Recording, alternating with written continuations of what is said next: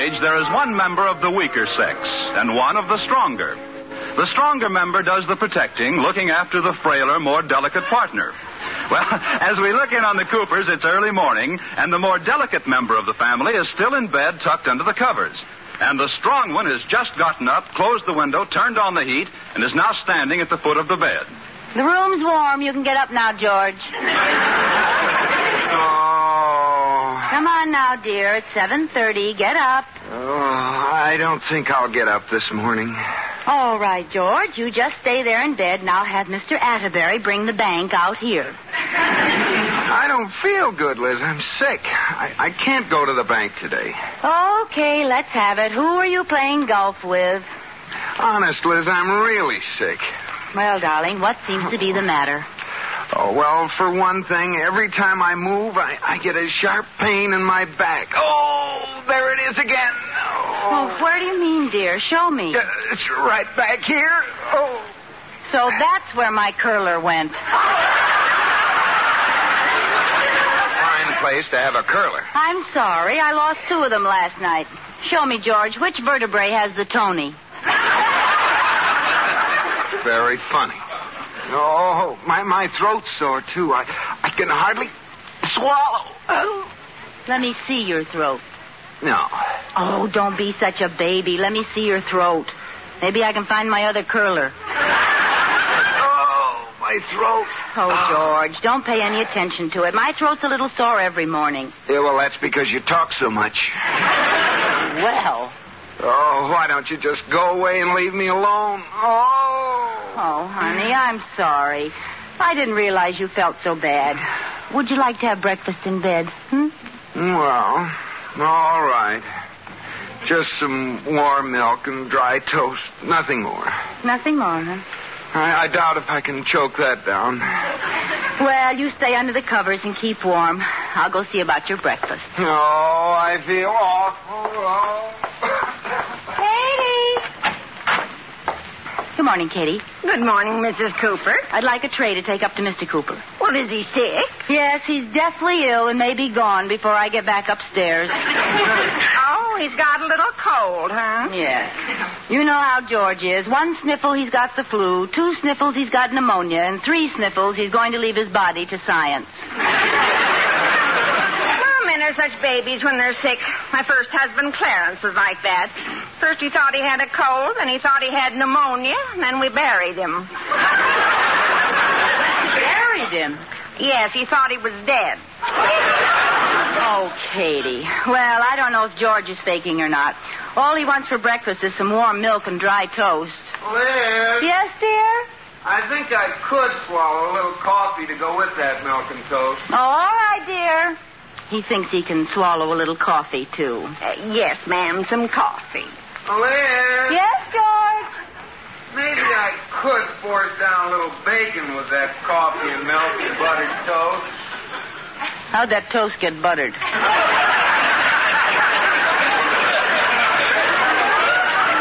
Well, all right, dear. He can force down a little bacon, Katie. Yes, ma'am. How much? 4 slices. Apparently, baby is able to sit up and take a little nourishment. Liz? Yes, dear. Sunny side up or scrambled?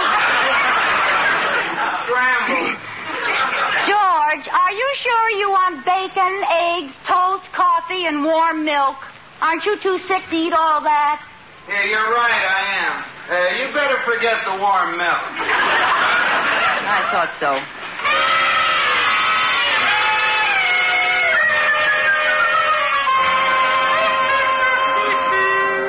Well, you certainly did all right with that breakfast, George. Well, I'm feeling a little better. Well, then maybe you can get up and go to work. Oh, my throat. Oh, your throat, my foot. Honest, Liz, I got a bad sore throat. A guy can still be hungry. All right, Camille. I believe you. I'll call Dr. Stevenson. No, now, there's no need to waste money on a doctor, Liz. I'll be all right. Now, George, you're not going to be a baby about having a doctor, are you? What'll Uncle Wobill say? Never mind being smart. Look, George, either you're sick and I'll call the doctor, or you're well and you'll get up and go to work. Now, let's see. It's early. I'll call him at home. That's funny. There's no dial tone. Hey, who else is on the phone, huh? Whoever else is on, will you please hang up, big ears? Darn it, that Brooklyn blabbermouth is on our party line as usual. And she's liable to stay on there all day. Yeah. I always tell her there's something wrong with you and I want to get her off the line. Well, this time it's true. Hello. Are you still using the phone? No. No, the receiver's stuck to my ear and I can't get it off. Do you mind hanging yourself up, please?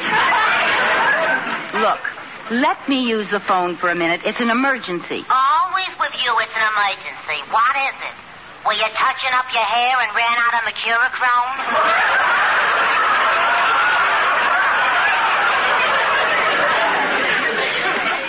Miss, my husband is sick. I want to call the doctor. Well, what is it this time, hey?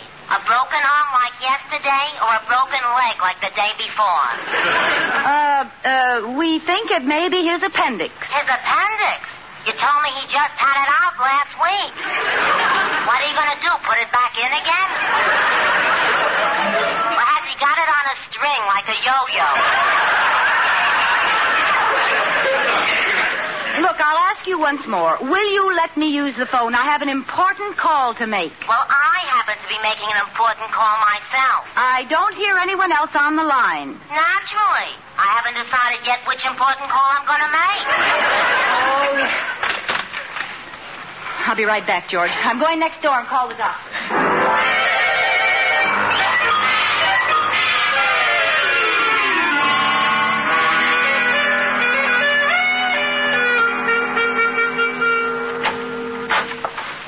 Right this way, Dr. Stevenson. Here's the doctor, George. Well, how's the Liz, am I too late? No, he's hiding under the sheet. He pulled it over his head himself. Come on out, George. We know where you are. Hello, Doctor. I never felt better in my life. Well, Liz told me you had a pretty sore throat, George. Go ahead, Doctor. Examine him. Poke one of those long white sticks down his throat. Now, George, open wide and say, ah. Liz, come on. You'll have to help me. Oh, he's an impossible baby. George. Now, hold your mouth open while I slip this stick between his teeth. Oh, I got it. There we are. Oh. George, open your mouth. I want to take the stick out. Well, at least open it long enough to spit out my fingers. Boy, what a bite. Oh, I'm afraid it's no use, Liz. George, you're wasting Dr. Stevenson's time and our money. Now, there's nothing to letting him look down your throat. Here, I'll let him do it to me. You just open your mouth like this. And I look down your throat like this. See, George, there's nothing to it. Now, let him... Just a minute, Liz. What? Let me look down your throat again. What for? I want to take another look. Look, he's your patient, Doctor. Just take care of him. Give him some medicine. Give him a shot. There's nothing wrong with him, Liz. Let me look at your throat. Well, goodbye, Doctor. Thanks a lot for coming over. You come back here. Open up. Oh. Liz, I told you this would happen someday. Your tonsils don't look good. Well, that's all right. Hardly anybody ever sees them. You have a very bad throat. I'll have to operate first thing in the morning. Operate? Tomorrow morning? And you want me there? Well, as long as we're taking out your tonsils, it'll make it easier. Well, all right. Oh, I can't make it tomorrow morning, Doctor. I just remembered I'm seeing someone off on a train. Who? Me. Never mind that, young lady. I'll make the arrangements with the hospital, and I'll see you in the morning.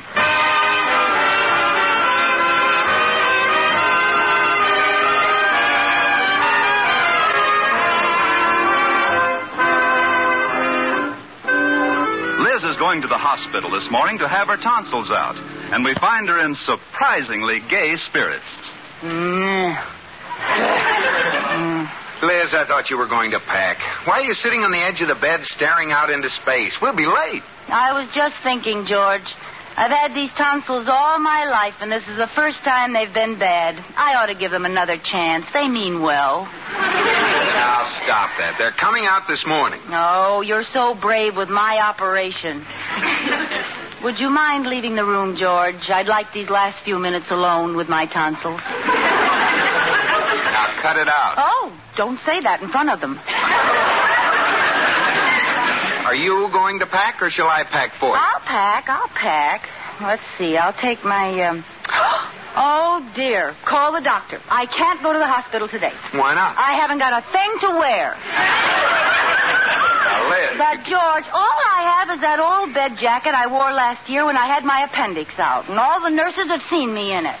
Pack it. Oh, it's so old. I wouldn't be caught dead in that. Oh, what a thought. Now, don't worry about how you look. They'll give you the latest style in hospital gowns. Oh, keen. A stunning gown of white muslin cut fingertip length with a bare back riff.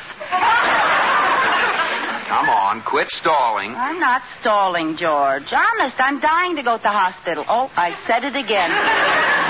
Liz, the longer you sit around brooding, the worse it'll be. Now, let's go. No, I'm not going to move until you call Dr. Stevenson. Well, why not? Well, I read that there's only one hospital bed for every 3 patients, and I want to know who those other 2 people in bed with me are. Don't be ridiculous. No, I'm not going till you call. Maybe he couldn't get a room. All right, I'll call him. Wouldn't it be a shame if that blabbermouth was still on the line? Well, she can't talk all the time. And what do you think, Melanie? I beg your pardon. Wait a minute, Melly. The uninvited guest is here. What happened, Big Ears? Your voice is changing. You don't understand. My wife is Big Ears. Well, thanks a lot. Tell me, Mr. Ears, how's your broken leg, your fractured arm, your sprained ankle, and your appendix that's such a hard loser? What? Oh, forget it, George. She hasn't got the decency to hang up when someone's sick. Miss, it's my wife. I have to take her to the hospital for an operation. Oh, why didn't you say so? I'll hang up right away. Anyone with any consideration would get off the phone. Oh, she did. She hung up. She hung up? Yes. What a rotten thing to do.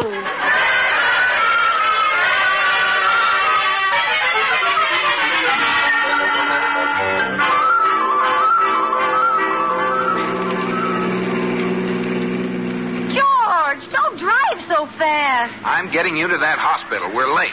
But you're going over the speed limit. Don't worry. There isn't a cop within 100 miles of here.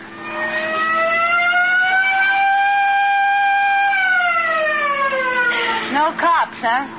What a mess. This is going to make us later than ever. Pull over the curb, buddy! George, if he arrested us, I wouldn't be able to get to the hospital at all, would I? Now, don't start anything. You just keep quiet and let me handle this dumb flatfoot. Well, I am terribly sorry, sir, but I think I can... Oh, don't try to alibi, George. Officer, we were speeding. Do your duty and take us to jail. Liz, I'm not going to take you to jail, lady. All I do is give you a ticket. For hit-and-run driving? What? Officer, she doesn't know... I can't stand it any longer. This running away, this hiding from the long arm of the law. Why do you think we were speeding, officer? This is a hot car. Oh, it is? And not only that, but you'll find the real owner stuffed in the trunk. What is it, pear-shaped? Officer, she's hysterical. I'm taking her to the hospital for an operation. That's why I was speeding. Oh, well, in that case, go ahead. Oh, thanks. Well, George, I guess you were right when you said you could handle this dumb flatfoot. Huh? What did he call me? A dumb flatfoot. What are you going to do about it? Nothing. I am a dumb flatfoot. What? I must be. I've been a rookie for 30 years. Oh, great. With all the bulls on the force, I had to pick Ferdinand. Hey, look, mister, you're in a hurry to get to the hospital? Follow me. I'll clear the way. Oh.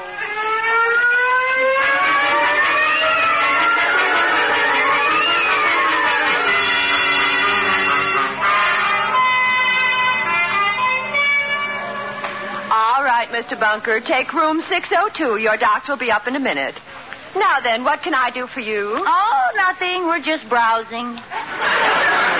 Dr. Stevenson made arrangements. The name is Cooper. Oh, yes. Tonsillectomy? No, Elizabeth. The name is Mrs. George Cooper. I'll handle this, Liz. You'd better go up to your room. You're a little nervous. I am not. I'm not nervous at all. Well, you go on up to room 506. But before you go, just sign this application here. What's there to be nervous about, for heaven's sake? There you are. Oh, just a minute. Is this your signature? Mrs. George Tonsil? Oh, well, I guess I am nervous. It isn't every day I have my Coopers out.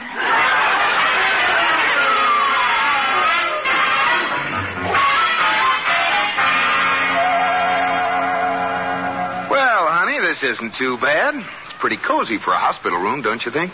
Yes, it's nice and cheerful. Gray walls with a black trim. Now you're going to be fine. And you've got a nice roommate, too. You'll keep an eye on her, won't you, Mrs. Benson? Now, don't worry.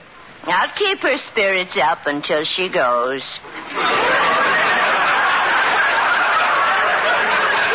Until I go? Oh, to the operating room.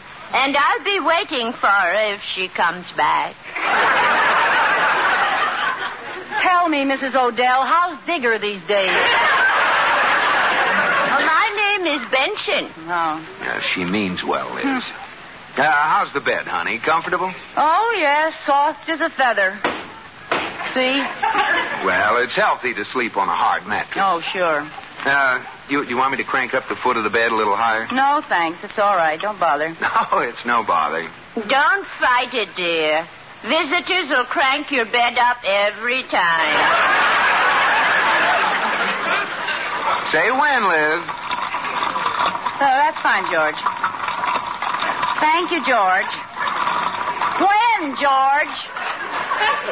Are your legs too high, dear? No, I always lie with my head between my knees like this. Yeah, that's better. Mrs. Benson, would you like me to crank you up? No, thanks. I've had my handles removed. I always do that. Once someone cranked me up too fast and I got a bad case of the bends. Well, okay. I'll be right back, Liz. I'm going to see if I can find Dr. Stevenson anyplace. All right, George. What are you in for, Mrs. Benson? No, I'm just here for my yearly checkup. I have one every 6 months. A yearly checkup every 6 months? How come? That's how sick I am. Oh. Well, what did they find? Nothing, darn it. Oh, these doctors. I know I have something terrible wrong with me, but they can't find it. I should have that trouble.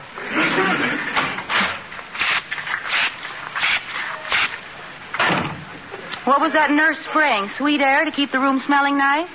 Oh, no. That's a special concoction they spray every half hour to keep the place smelling like a hospital.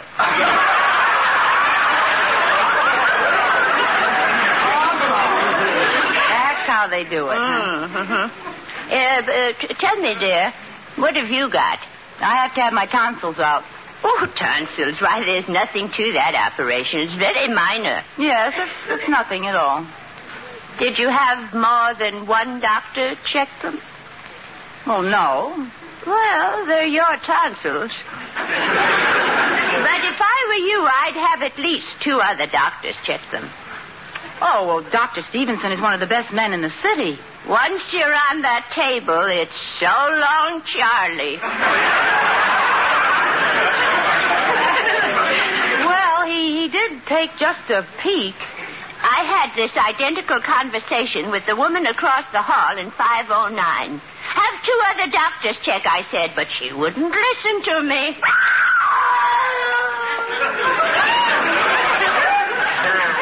That's her. She sounds much better.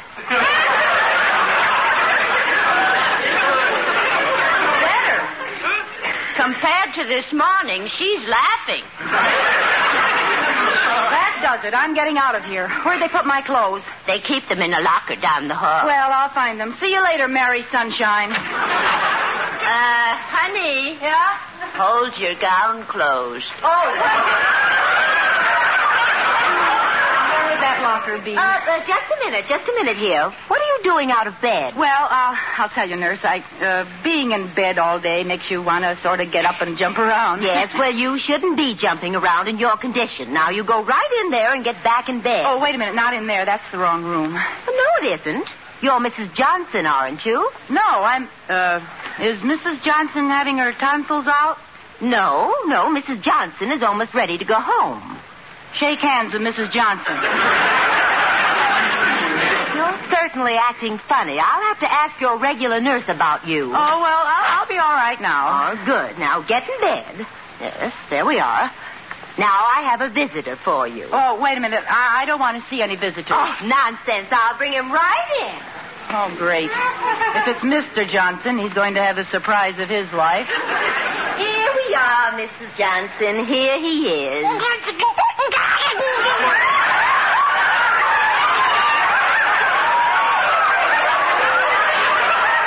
Oh, no. It's a baby. Why, certainly, Mrs. Johnson. He's yours. Well, take him away. Why? Well, they shouldn't allow a little baby like that in the hospital. It might catch something. Oh, we're very careful. My, he's a big, beautiful boy.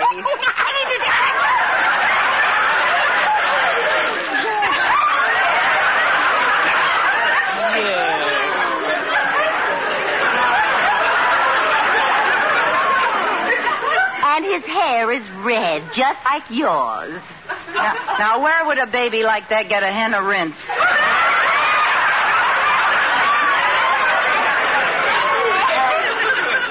Tell me, Mrs. Johnson, does he look like his father? You got me. Well, here, take him. I don't want him. Why, Mrs. Johnson, he's been lying in the nursery all day, and now he wants to come to you for a change.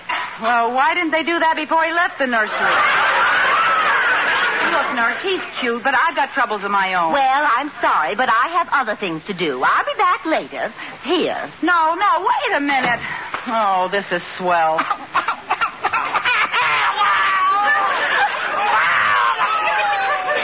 You think you've got troubles. I have to convince George that you're a tonsil.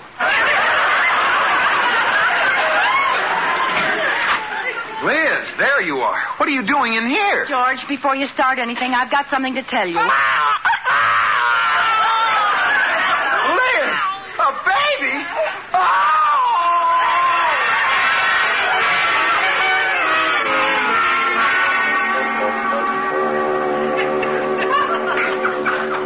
The patient is regaining consciousness, doctor. Oh, fine. Let me take a look. The worst is over, isn't it, doctor? Yes, it was just a case of shock. George will be all right. Now, come on, Liz. Let's take your tonsils out. My Favorite Husband has been presented through the worldwide facilities of the United States Armed Forces Radio and Television Service.